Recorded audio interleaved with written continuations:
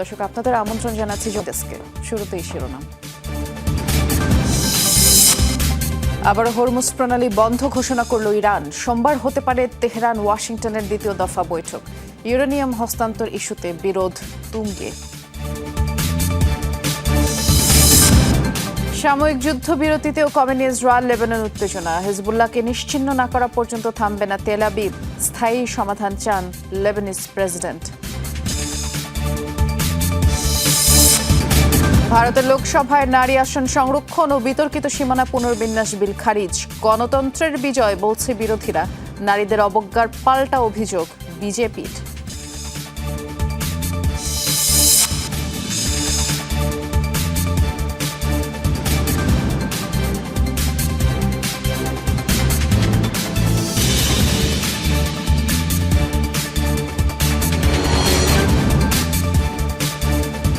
শিরোনামগুলো শুনছিলেন, নুসরাত বৃষ্টি আপনাদের সাথে আছে। আবারও হরমুজ প্রণালী বন্ধ ঘোষণা করল ইরান। IRGCর বরাতে ইরানের রাষ্ট্রীয় গণমাধ্যম ফার্স্ট নিউজ জানিয়েছে, মার্কিন অবরোধ তুলে না নেওয়া পর্যন্ত বন্ধ থাকবে গুরুত্বপূর্ণ এই নৌপথ। হরমুজের নিয়ন্ত্রণে থাকবে ইরানের সশস্ত্র বাহিনী। এদিকে হরমুজ প্রণালী খুলে দেওয়ার ঘোষণা দিলেও শান্তি চুক্তিতে না পৌঁছানো পর্যন্ত অবরোধ অব্যাহত রাখার কথা জানিয়েছিলেন মার্কিন প্রেসিডেন্ট ডোনাল্ড ট্রাম্প।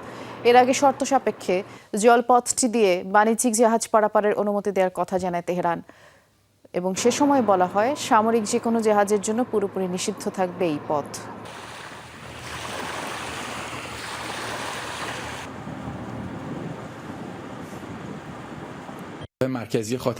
শর্ত অনুযায়ী হরমুজ প্রণালী দিয়ে বাণিজ্যিক জাহাজ চলাচলের অনুমতি দিতে সম্মত হয়েছিল ইরান, কিন্তু যুক্তরাষ্ট্র তাদের প্রতিশ্রুতি ভঙ্গের ধারাবাহিকতা বজায় রেখে অবরোধের নামে জলদস্যুতা ও অবৈধ দখলদারিত্বের মতো কর্মকাণ্ড অব্যাহত রেখেছে, যে কারণে হরমুজকে তার পূর্ববর্তী অবস্থায় ফিরিয়ে নেওয়া হয়েছে। যতক্ষণ পর্যন্ত যুক্তরাষ্ট্র ইরানের জাহাজ চলাচলের স্বাধীনতার উপর আরোপিত বিধিনিষেধ তুলে না নেবে, ততক্ষণ পর্যন্ত হরমুজ কঠোর নিয়ন্ত্রণের আওতায় থাকবে।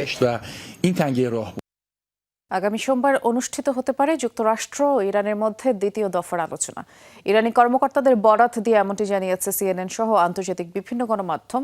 ইসলামাবাদেই হতে পারে এই বৈঠক। ওই কর্মকর্তারা জানান, আলোচনার জন্য দুই দেশের প্রতিনিধিরা আগামীকাল অর্থাৎ রোববার ইসলামাবাদে পৌঁছানোর কথা রয়েছে, যদিও এ বিষয়ে নিশ্চিত করে কিছু জানায়নি যুক্তরাষ্ট্র। এর আগে গেল সপ্তাহে ইসলামাবাদে অনুষ্ঠিত হয় দুই দেশের মধ্যে আলোচনা, তবে তা কোনো চুক্তি ছাড়াই শেষ হয়। ধারণা করা হচ্ছে দ্বিতীয় দফার বৈঠকে কোনো সমঝোতায় পৌঁছাতে পারে ইরান যুক্তরাষ্ট্র।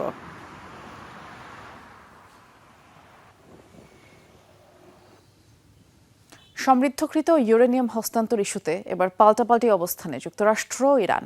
ইরানের সমৃদ্ধকৃত ইউরেনিয়াম যুক্তরাষ্ট্রে নিয়ে যাওয়া হবে বলে জানান মার্কিন প্রেসিডেন্ট ডোনাল্ড ট্রাম্প। তেহরানের সাহায্য নিয়েই ভূগর্ভস্থ পরমাণু স্থাপনা থেকে নিউক্লিয়ার ডাস্ট সরিয়ে নেওয়া হবে বলে তিনি দাবি করেন। তবে সরাসরি এ দাবি নাকচ করে দিয়েছে ইরান। দেশটির পররাষ্ট্র মন্ত্রণালয়ের মুখপাত্র বলছে, তাদের কাছে দেশের মাটির মতোই গুরুত্ব বহন করে এই উপাদান। ইরানের সাথে যখন দ্বিতীয় দফায় মার্কিন প্রতিনিধিদের বৈঠক নিয়ে চলছে তোড়জোড়, তখন আবারও পরমাণু ইস্যুতে বিবাদ তুঙ্গে তেহরান ওয়াশিংটনের মধ্যে। এবার ইরানের সমৃদ্ধকৃত ইউরেনিয়াম সহ পরমাণু কেন্দ্রের গুরুত্বপূর্ণ সরঞ্জাম ছিনিয়ে নেওয়ার হুমকি দিয়েছেন মার্কিন প্রেসিডেন্ট ডোনাল্ড ট্রাম্প। শুক্রবার অ্যারিজোনার এক সমাবেশে তিনি দাবি করেন, ইরানের সমৃদ্ধকৃত ইউরেনিয়াম নিয়ে যাওয়া হবে যুক্তরাষ্ট্রে। আমরা ইরানের সঙ্গে যৌথভাবে বড় বড় খনন যন্ত্র ব্যবহার করে নিউক্লিয়ার ডাস্ট তুলব। হামলার গভীরতার কারণে বড় আকারের যন্ত্রের প্রয়োজন হবে। এরপর ওই পারমাণবিক অবশিষ্টাংশগুলো যুক্তরাষ্ট্রে নিয়ে আসা হবে। পুরো প্রক্রিয়াটি খুবই সোজা। অবশ্য মার্কিন প্রেসিডেন্ট ট্রাম্পের এমন দাবি প্রত্যাখ্যান করেছে ইরান। এই ইস্যুকে রেডলাইন আখ্যা দিয়ে দেশটির পররাষ্ট্র মন্ত্রণালয়ের মুখপাত্র ইসমাইল বাঘেই জানিয়েছেন, সমৃদ্ধকৃত ইউরেনিয়াম অন্য কোথাও স্থানান্তর করছে না তারা। আমি আপনাদের নিশ্চিত করছি, ইরানের সমৃদ্ধকৃত ইউরেনিয়াম অন্য কোথাও স্থানান্তর করা হবে না। ইরানের মাটি যেমন আমাদের কাছে পবিত্র, তেমনি এই বিষয়টিও খুবই গুরুত্বপূর্ণ। এদিকে মার্কিন কর্মকর্তাদের বরাতে আন্তর্জাতিক বিভিন্ন গণমাধ্যমের দাবি, ইউরেনিয়াম হস্তান্তরের বিনিময়ে ইরানের জব্দকৃত ২০ মিলিয়ন অর্থ মুক্ত করে দেবে যুক্তরাষ্ট্র। তবে এ দাবি নাকচ করে সামাজিক মাধ্যমে ট্রাম্প লিখেছেন, ইরান ইউরেনিয়ামের মজুদ ছাড়লেও এ বিষয়ে কোনো প্রকার আর্থিক লেনদেনে জড়াবে না ওয়াশিংটন। প্রাণপ্রতিম কুণ্ডু, যমুনা নিউজ। সাময়িক যুদ্ধবিরতির মাঝে তুঙ্গে ইসরায়েল লেবানন উত্তেজনার পারদ। হিজবুল্লাহকে পুরোপুরি নিশ্চিহ্ন না করা পর্যন্ত লেবাননে অভিযান অব্যাহত রাখার ঘোষণা দিয়েছে ইসরায়েল। অন্যদিকে অন্য কারো যুদ্ধের অংশ হবে না লেবানন, এমন বার্তা এসেছে দেশটির সরকারের পক্ষ থেকে। স্থায়ী একটি যুদ্ধবিরতির উদ্দেশ্যে কাজ করার ঘোষণা দিয়েছেন প্রেসিডেন্ট জোসেফ আউন। ইসরায়েলি হামলায় প্রায় ধ্বংস হয়ে গেছে লিটানি নদীর ওপরের এই সেতুটি, অচল অন্যান্য সীমান্তবর্তী ক্রসিংও। তাই ক্ষতিগ্রস্ত এই সেতুটি দিয়েই নিজ ঠিকানায় ফিরছেন যুদ্ধবিরতির খবরে উল্লাসিত লেবানিজরা। প্রায় ৬ সপ্তাহের পাল্টাপাল্টি সংঘাতের পর বৃহস্পতিবার এলো ১০ দিনের সাময়িক যুদ্ধবিরতির ঘোষণা। কিন্তু এরপরও কমছে না ইসরায়েল ও লেবাননের মধ্যকার উত্তেজনা। হিজবুল্লাহকে নিরস্ত্রীকরণে বদ্ধপরিকর ইসরায়েল। দক্ষিণের সীমান্তবর্তী সংকীর্ণ অঞ্চলগুলোয় অব্যাহত থাকবে হিজবুল্লাহ নির্মূল অভিযান। বিবৃতিতে নিজেদের দীর্ঘমেয়াদী পরিকল্পনার কথা জানিয়েছেন ইসরায়েলি প্রতিরক্ষামন্ত্রী ইসরায়েল কাটস। হিজবুল্লাহকে সামরিক বা রাজনৈতিকভাবে নিরস্ত্র করাই আমাদের লক্ষ্য ছিল এবং সেটাই থাকবে। এ বিষয়ে আমরা দৃঢ় প্রতিজ্ঞ। যেসব এলাকা দখল করে সন্ত্রাসী মুক্ত করা হয়েছে সেগুলো আইডিএফ এর নিয়ন্ত্রণেই থাকবে। সীমান্ত রেখা বরাবর পূর্বের হেরমন এলাকা পর্যন্ত ১০ কিলোমিটার এলাকায় ইসরায়েলি সেনাবাহিনীর নিয়ন্ত্রণাধীন সংকীর্ণ নিরাপত্তা অঞ্চল হিসেবে থাকবে, যার মাঝে লেবাননের সীমান্তবর্তী গ্রামগুলো অন্তর্ভুক্ত। এদিকে প্রথমবারের মতো টেলিভিশনের পর্দায় জনগণের উদ্দেশ্যে দেওয়া ভাষণে নিজেদের শক্ত অবস্থানের কথা জানান দিলেন লেবাননের প্রেসিডেন্ট জোসেফ আউন। সরাসরি নাম উল্লেখ না করে ইরান ও হিজবুল্লাহর প্রতি কড়া মন্তব্য করেন তিনি। বলেন, ইরানের সমর্থনে ইসরায়েলে হামলা চালিয়ে লেবাননকে একটি আঞ্চলিক যুদ্ধে টেনে নিয়ে গেছে হিজবুল্লাহ, যা থেকে বেরিয়ে আসতে একটি স্থায়ী চুক্তির লক্ষ্যে কাজ করবে লেবানন সরকার। সাময়িক যুদ্ধবিরতিতে কার্যকর ভূমিকা রাখায় মার্কিন প্রেসিডেন্ট ডোনাল্ড ট্রাম্পকে ধন্যবাদও জানান তিনি। লেবাননের জনগণ কারো হাতের পুতুল নয়। এই ভূখণ্ড অন্য কারোর যুদ্ধের ময়দান নয়, ভবিষ্যতেও কখনো হবে না। নিজেদের সিদ্ধান্ত নিজেরাই নিব আমরা। লেবাননের জনগণের অধিকার ও রাষ্ট্রের সার্বভৌমত্ব রক্ষায় একটি স্থায়ী যুদ্ধবিরতির দিকে অগ্রসর হতে হবে আমাদের। এটি জনগণের প্রতি দায়বদ্ধতা থেকে নেওয়া একটি সিদ্ধান্ত এবং আমি এর পূর্ণ দায়ভার নিতেও প্রস্তুত। অন্যদিকে লেবাননে হামলা বন্ধে ইসরায়েলি প্রধানমন্ত্রীর কাছে একটি বার্তা প্রকাশ করেছেন মার্কিন প্রেসিডেন্ট ডোনাল্ড ট্রাম্প। শনিবার ট্রুথ সোশ্যালে করা এক পোস্টে জানান, লেবাননের উপর আর হামলা চালাবে না ইসরায়েল। মার্কিন প্রেসিডেন্টের এমন বার্তার পর একটি স্থায়ী যুদ্ধবিরতি কার্যকরের লক্ষ্যে চাপ আরও বেড়েছে বেনিয়ামিন নেতানিয়াহুর উপর বলে মনে করছেন অনেকে। অন্যদিকে ইসরায়েলের সাথে সরাসরি আলোচনার বিরোধিতা করেছে লেবাননের সশস্ত্র গোষ্ঠী হিজবুল্লাহ। সাবরিনা নুসরাত, যমুনা নিউজ। নিজেদের সামরিক সক্ষমতা জানান দিতে প্রথমবারের মতো যুদ্ধের ময়দানে ব্যাপক পরিচিত M46 আর্টিলারি গান পরিচালনার স্পষ্ট ভিডিও প্রকাশ করেছে লেবাননের সশস্ত্র গোষ্ঠী হিজবুল্লাহ। একসময় পশ্চিমা নির্মিত যে কোনো কামানের চেয়ে অনেক দূরপাল্লার লক্ষ্যবস্তুতে নিখুঁতভাবে আঘাত করতে সক্ষম এই সমরাস্ত্রটির রেঞ্জ ২৭ থেকে ৪৪ কিলোমিটার। সেকেন্ডে প্রায় ৯৩০ মিটার বেগে সরাসরি আঘাত করে ছিন্ন ভিন্ন করে ফেলতে পারে যে কোনো টার্গেট। গোপন আস্তানায় বসে 130mm M46 টোটফিল্ড আর্টিলারিতে হেভি শেল লোড করছেন লেবাননের হিজবুল্লাহ যোদ্ধারা। বিকট শব্দে সীমান্তবর্তী ইসরায়েলের কিরিয়াত শমনা শহর লক্ষ্য করে চলছে গোলাবর্ষণ।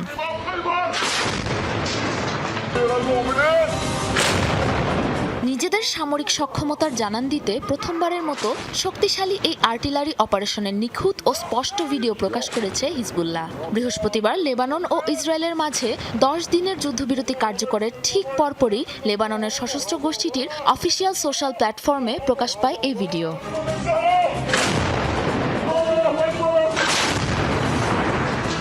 দীর্ঘ সময় ধরে বিশ্বের অন্যতম সেরা আর্টিলারি সিস্টেম হিসেবে ব্যাপক পরিচিত দূরপাল্লার কামানটি ১৯৫০ সালে তৈরি করে সোভিয়েত ইউনিয়ন। নৌবাহিনীর M36 নেভাল গানের নকশায় নির্মিত এই আর্টিলারির রেঞ্জ ২৭ থেকে ৪৪ কিলোমিটার।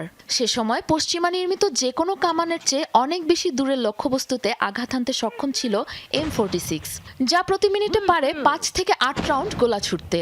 এটি অপারেট করতেই প্রয়োজন অন্তত 8 জন সেনা। প্রায় ৭৭০০ কেজি ওজনের এই আর্টিলারির সবচেয়ে প্রধান বিশেষত্ব এর লম্বা ব্যারেল এবং সম্মুখে থাকা মাজল ব্রেক, যার সাহায্যে প্রতি সেকেন্ডে ৯৩০ মিটার বেগে সরাসরি আঘাত করে ছিন্নভিন্ন করে ফেলতে পারে টার্গেটকে। যুদ্ধে সাধারণত কাউন্টার ব্যাটারি ফায়ার ও দূরপাল্লার লক্ষ্যবস্তুতে নির্ভুল আঘাত হানতে ব্যবহার করা হয় এই আর্টিলারি গান। ভিয়েতনাম, মধ্যপ্রাচ্য, ইসরায়েল, ইরান, ইরাক সহ বহু যুদ্ধে ব্যাপকভাবে হয়েছিল এই M46 এর ব্যবহার। এখনও রাশিয়া ইউক্রেন যুদ্ধে কার্যকর ব্যাকআপ হিসেবে এই আর্টিলারি ব্যবহার করছে রুশ সেনারা। সাময়িক যুদ্ধবিরতি ঘোষণার ঠিক পরে হিজবুল্লাহর এমন ভিডিও নিয়ে সংশয় প্রকাশ করেছেন অনেকে। সশস্ত্র গোষ্ঠীটির হাতে থাকা M46 ফিল্ড আর্টিলারির মতো মারাত্মক অস্ত্রের উপস্থিতি আরও জটিল করে তুলতে পারে যুদ্ধবিরতির দীর্ঘস্থায়িত্ব, এমন আশঙ্কাও অনেকের। সাবরিনা নুসরাত, যমুনা নিউজ। মধ্যপ্রাচ্যে যুদ্ধ বন্ধে ত্রিপক্ষীয় আলোচনা হয়েছে পাকিস্তান, কাতার ও তুরস্কের মাঝে। শুক্রবার কাতারের আমির Sheikh Tamim bin Hamad Al Thani ও তুরস্কের প্রেসিডেন্ট রেসেপ তাইয়িপ এরদোগানের সাথে বৈঠক করেছেন পাকিস্তানের প্রধানমন্ত্রী শাহবাজ শরীফ। তুরস্কের আন্তালিয়া ডিপ্লোমেসি ফোরাম 2026-এর ফাঁকে এই বৈঠকে বসেন তারা।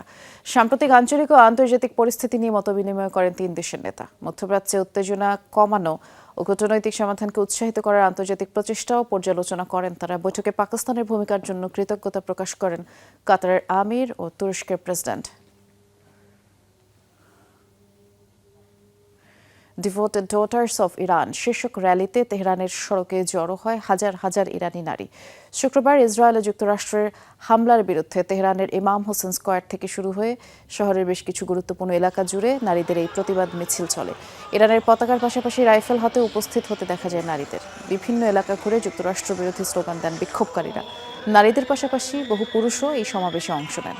যুক্তরাষ্ট্রের সাথে চলমান শান্তি আলোচনার বিষয়ে সংশয় প্রকাশ করেন সমাবেশে অংশ নেয়া ইরানিরা।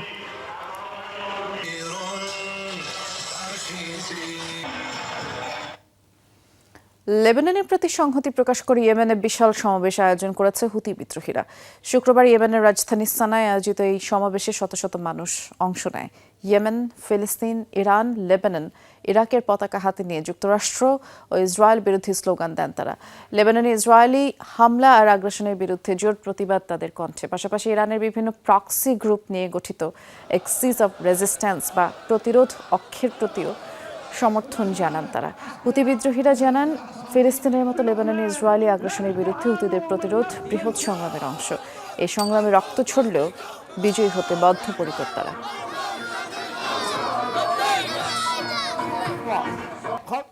ভারতের বিরোধী দলগুলোর নজিরবিহীন ঐক্যের কাছে হার মানতে বাধ্য হলেন প্রধানমন্ত্রী নরেন্দ্র মোদী। পার্লামেন্টের বিশেষ অধিবেশনে 2 দিনের বিতর্ক শেষে খারিজ হয়েছে বিজেপির নারী আসন সংরক্ষণ বিষয়ক সংবিধান সংশোধনী বিল। বাতিল হয়ে গেছে এর সাথে সংশ্লিষ্ট আসন পুনর্বিন্যাস সংক্রান্ত বিতর্কিত বিলটিও। নানা ইস্যুতে মতপার্থক্য দেখা গেলেও ভারতের সব বিরোধী দল এবার একজোট হয়ে এই বিলের বিপক্ষে অবস্থান নেয়। গেল এক যুগে এটিকেই মোদী সরকারের সবচেয়ে বড় ব্যর্থতা হিসেবে দেখছে গণমাধ্যমগুলো।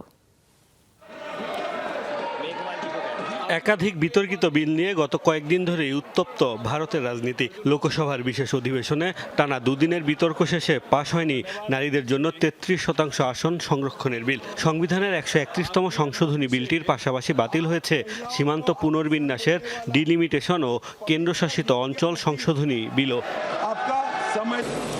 2023 সালে একবার সর্বসম্মতিক্রমে নারীদের জন্য আসন সংরক্ষণের বিল পাশ হয়েছিল, যাতে বলা হয়েছিল পরবর্তী আদমশুমারির উপর ভিত্তি করে আসন বরাদ্দ হবে। তবে 2029 সালে নির্বাচনের আগেই কার্যকর করার লক্ষ্যে বিলে সংশোধনী এনে নতুন করে উত্থাপন করে বিজেপি সরকার। সংরক্ষিত 33% আসন বরাদ্দের জন্য লোকসভার মোট সিট 543 থেকে বাড়িয়ে 850 করতে জুড়ে দেওয়া হয় আসন পুনর্বিন্যাসের ডিলিমিটেশন বিলও। বিরোধীদের অভিযোগ, নারী আসন সংরক্ষণ বিল সামনে রেখে পেছনের দরজা দিয়ে ক্ষমতা ধরে রাখার নীল নকশা সাজিয়েছে সরকার। বিজেপি নিয়ন্ত্রিত উত্তর ও উত্তর পূর্বাঞ্চলের জনবহুল রাজ্যগুলোর আসন ছোট রাজ্যগুলোর চেয়ে অনেক বেশি বৃদ্ধি পাবে, এই অভিযোগে বিলের তীব্র বিরোধিতা করেন তারা। মতবিরোধের কারণে ভারতের বিরোধী দলগুলোর ঐক্যবদ্ধ হওয়ার নজির তেমন নেই। এই সুযোগে গত 12 বছরে বিজেপি উত্থাপিত গুরুত্বপূর্ণ কোনো বিল ব্যর্থ হয়নি। তবে এবার একজোট হয়ে মোদী সরকারকে আটকে দিল বিরোধীরা। প্রস্তাবে 528 এমপি ভোট দিয়েছেন, যার মধ্যে পক্ষে অবস্থান 298 জনের, আর বিলের বিরুদ্ধে ভোট পড়েছে 230। সংবিধান সংশোধনে প্রয়োজন 2/3 সমর্থন, অর্থাৎ 352 ভোট। বেশ কয়েকটি রাজ্যের আসন্ন বিধানসভা নির্বাচনের প্রচারণা ফেলেই দিল্লি গিয়ে ভোট দিয়েছেন বিরোধী এমপিরা। পার্লামেন্টে নারী সংরক্ষণ বিলকে সীমানা নির্ধারণের সাথে যুক্ত করা হয়েছে। আমরা কখনোই এর সাথে আপোষ করব না। আমার মতে এটি আমাদের দেশের গণতন্ত্র ও সার্বভৌমত্বের জন্য একটি বড় বিজয়। বিল ব্যর্থ হওয়ায় বিরোধীদের তুলোধুনো করছেন সরকারপন্থীরা। আনা হচ্ছে নারীদের অবজ্ঞা করার অভিযোগ। দেশের নারীরা আজ দেখলেন কিভাবে ইন্ডিয়া জোট ও কংগ্রেস নারী সংরক্ষণ বিলটিকে পরাজিত করেছে। আগামী দিনে এর জন্য তাদের মূল্য দিতে হবে। ভারতের সবশেষ আসন বন্টন হয়েছে 1971 সালের আদমশুমারির উপর ভিত্তি করে। গত 5 দশকে জনসংখ্যার বিস্ফোরণ হওয়ায় দেশটিতে নতুন করে আসন বিন্যাস প্রয়োজন বলে দাবি বিজেপি সরকারের। মোস্তফা মাহমুদ, যমুনা নিউজ। আবারও দুর্ঘটনার কবলে ভারতীয় বিমান বাহিনীর ফাইটার জেট। শুক্রবার অবতরণের সময় দুর্ঘটনার শিকার একটি যুদ্ধ বিমান। সামাজিক মাধ্যমে দেয়া বিবৃতিতে ভারতীয় বিমান বাহিনী জানায়, শুক্রবার রাতে পুনেতে এই দুর্ঘটনা হয়। স্থানীয় সময় রাত 10:30টার দিকে অবতরণের চেষ্টা করে একটি ফাইটার জেট। এ সময় আটকে যায় এর একটি ল্যান্ডিং গিয়ার, যার ফলে বিমানটি রানওয়েতে চাকা ছাড়াই অবতরণ করে। এই ঘটনার জেরে রানওয়ে বন্ধ করে দেওয়া হয়। ফ্লাইট ট্র্যাকিং ডেটাতে দেখা যায় পুনেগামী বেশ কিছু ফ্লাইট সুরাট, গোয়া, মুম্বাই এবং চেন্নাইতে ঘুরিয়ে দেওয়া হয়।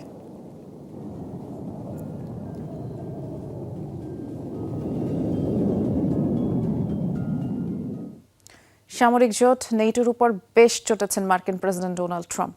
শুক্রবার অ্যারিজোনায় একটি অনুষ্ঠানে সংগঠনটির কঠোর সমালোচনা করেন তিনি। তার অভিযোগ, প্রয়োজনের সময় যুক্তরাষ্ট্রের পাশে দাঁড়ায়নি নেটো।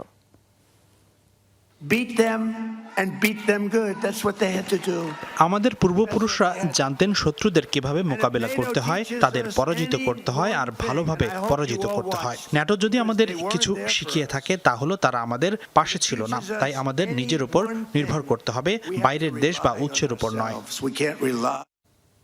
চীনের প্রেসিডেন্ট শি জিনপিং এর সাথে আসন্ন বৈঠক নিয়ে আশাবাদ জানিয়েছেন ডোনাল্ড ট্রাম্প। এই ইস্যুতে সামাজিক যোগাযোগ মাধ্যম ট্রুথ সোশ্যালে বার্তা দেন মার্কিন প্রেসিডেন্ট। আসন্ন বৈঠকটি অত্যন্ত গুরুত্বপূর্ণ, ঐতিহাসিক হতে পারে বলে আখ্যা দেন তিনি। পাশাপাশি এই বৈঠক থেকে অনেক কিছু অর্জন করা সম্ভব হবে বলেও জানান তিনি। অপর আরেকটি পোস্টে ট্রাম্প দাবি করেন, হরমুজ প্রণালী খুলে দেওয়ার প্রক্রিয়ায় চীনের প্রেসিডেন্ট শি জিনপিং খুবই খুশি হয়েছেন। এর আগে রুশ তেলের উপর মার্কিন নিষেধাজ্ঞা ছাড়ের মেয়াদ 1 মাস বৃদ্ধির ঘোষণা দেয় ওয়াশিংটন। ইসরায়েলের উপর ব্যাপক নিষেধাজ্ঞা আরোপের জন্য ব্রিটিশ পার্লামেন্টে একটি প্রস্তাব উত্থাপন করেছেন লেবার পার্টির এমপি রিচার্ড বার্গেন। প্রস্তাবটিকে সমর্থন করতে যুক্তরাজ্যের অন্যান্য সংসদ সদস্যদের প্রতি তিনি আহ্বান জানিয়েছেন। গাজা দখলকৃত পশ্চিম তীর, লেবানন ইসরায়েলের কর্মকাণ্ডের কারণে তাদের বিরুদ্ধে এমন পদক্ষেপ নিয়েছে বার্গেন। আল জাজিরার প্রতিবেদনে বলা হয়, এই প্রস্তাবের মধ্যে পক্ষে স্বাক্ষর করেছেন 75 জন সংসদ সদস্য। তাদের মধ্যে রয়েছেন এসএনপি মুখপাত্র ব্র্যান্ডন ওহারা, সাবেক লেবার নেতা জেরেমি করবিন, একমাত্র ফিলিস্তিনি বংশোদ্ভূত ব্রিটিশ এমপি লায়লা মোরান। সামাজিক মাধ্যম এক্সে এক পোস্টের মাধ্যমে সব তথ্য জানান বার্গেন। প্রধানমন্ত্রীর পদত্যাগের দাবিতে ব্যাপক বিক্ষোভ হয়েছে দক্ষিণ পূর্ব ইউরোপের দেশ আলবেনিয়ায়। শুক্রবার গভীর রাতে রাজধানী তিরানায় বিক্ষোভে নামে বিরোধী দল ডেমোক্রেটিক পার্টি। দেশটির প্রধানমন্ত্রী এদি রামার বিরুদ্ধে সরকারি প্রকল্পে দুর্নীতির অভিযোগে তার কার্যালয়ের সামনে অবস্থান নেয় বিক্ষোভকারীরা। এক পর্যায়ে প্রধানমন্ত্রীর কার্যালয়ে পেট্রোল বোমা নিক্ষেপ করা হলে পরিস্থিতি উত্তপ্ত হয়ে ওঠে। উত্তেজিত জমায়েতকে ছত্রভঙ্গ করতে জলকামান ও পিপার স্প্রে ছোড়ে পুলিশ। গেল বছর ডিসেম্বরে প্রধানমন্ত্রী এদি রামা ও উপপ্রধানমন্ত্রী বেলিন্ডা বল্লুকো সরকারি নির্মাণ প্রকল্পের টেন্ডার প্রক্রিয়ায় হস্তক্ষেপ করেছেন বলে অভিযোগ তোলে বিশেষ একটি তদন্ত সংস্থা। তবে এই অভিযোগ অস্বীকার করে দেশটির সরকার। এই ছিল যমুনা ডেস্কে সাথে থাকার জন্য ধন্যবাদ সবাইকে।